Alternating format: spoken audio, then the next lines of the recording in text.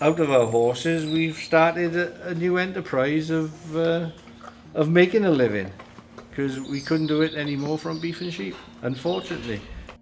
We've always bred horses and always had thoroughbred horses and always been interested in point-to-pointing. And then a few years ago, we decided that it'd be good to get our racing permit so we could run under rules. And straight away had quite a lot of success with horses that we'd bred. And then, we could sell them for more money, which made more sense than just sort of keeping them and racing them and whatever. And Bella Hayes, doesn't he jump it well for the Dando team? Clear by 6, only 150 yards to run, and it's going to be Bella Hayes who takes a big hurdle race here today, and it's Bella Hayes taking the money. Bella Hayes clear. There's not one we've bred that haven't won. Everything is won. So that's a big plus in anyone's book, and hopefully it'll continue. But where we trained from before, which was an old lean-to, it didn't look very good, although I trained a lot of good winners out of it. For paying public for me to train, it had to be spruced up.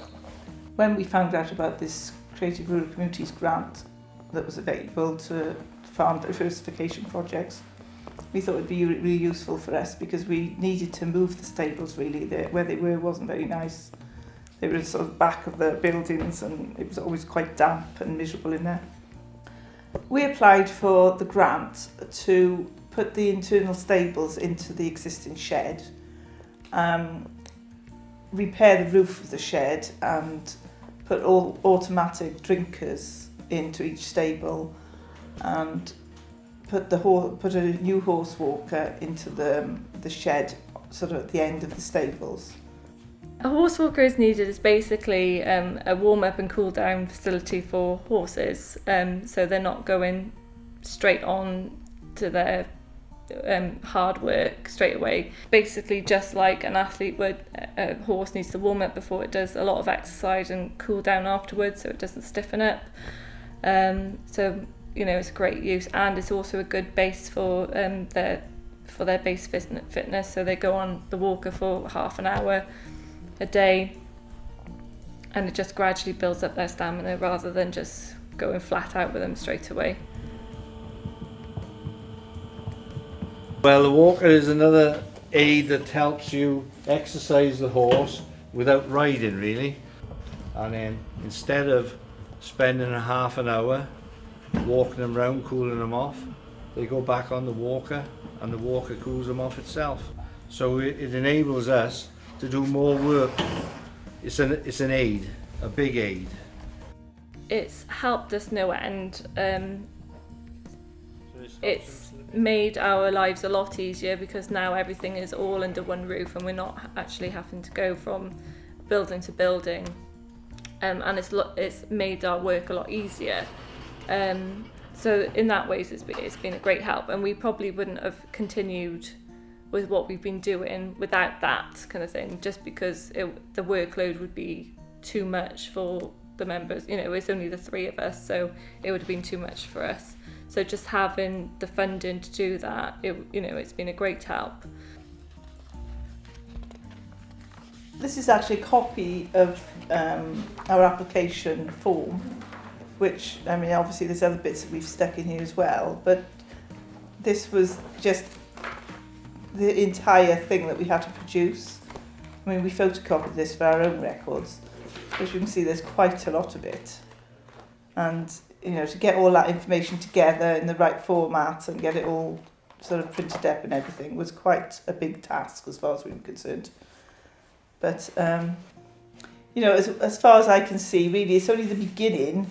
This bit is the important stuff. All of this was just endless, really. So we had to produce a 5-year business plan of what we wanted to do and what we wanted to achieve. We also had to state what exactly we were applying for, and we also had to apply for change of use planning wise. So all of that had to be done as well. Everything had to be documented. We had to have 3 quotes of every single thing we were applying for, which is quite a lot, not only just materials but also for the labour.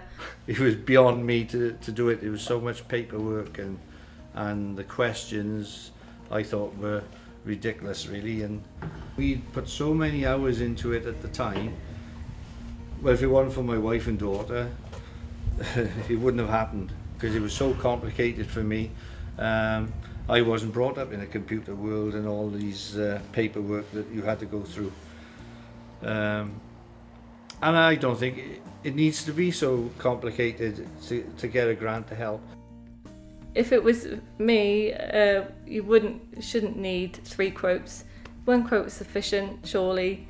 You wouldn't need to put in the extent of what we did. Like, surely just actually filling in the form and saying what you're, applying for what you're asking for should be enough. A lot of it, to me, it just seemed like they just wanted evidence of everything that you were doing.